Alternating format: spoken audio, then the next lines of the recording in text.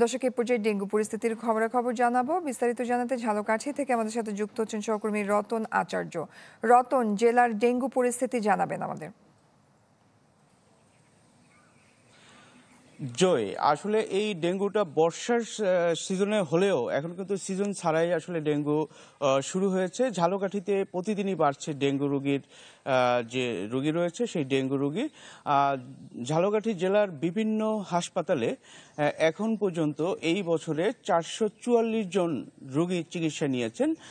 তার মধ্যে 426 জন রোগী ভালো হয়ে ছাড়পত্র নিয়ে বাড়ি চলে গেছেন। বর্তমানে এখনও ঝালকাঠির বিভিন্ন হাসপাতালে 18 জন রোগী কিন্তু ভর্তি রয়েছে।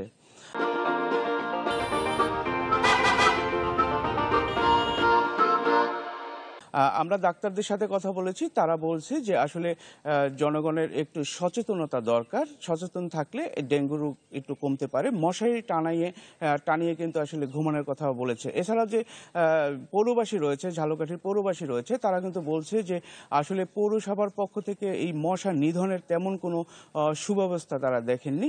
যদি মশা নিধন করা হতো তাহলে হয়তো বা ডেঙ্গু রোগটা একটু কমতে পারতো। আপনি জানেন যে এই বরিশাল বিভাগে কিন্তু আসলে এই ডেঙ্গু রোগের প্রকোপটা একটু বেশি বৃদ্ধি পেয়েছে এবছর। তার মধ্যে ঝালকাঠি একটা। এর মধ্যে ঝালকাঠির সদর হসপিটালে 5 জন রোগী এখন পর্যন্ত ভর্তি রয়েছে। তো জয়, এই ছিল আমার কাছে ঝালকাঠি থেকে সর্বশেষ। রতন, ধন্যবাদ আপনাকে। দর্শক, ঝালকাঠি থেকে ডেঙ্গু পরিস্থিতির খবরাখবর জানছিলাম।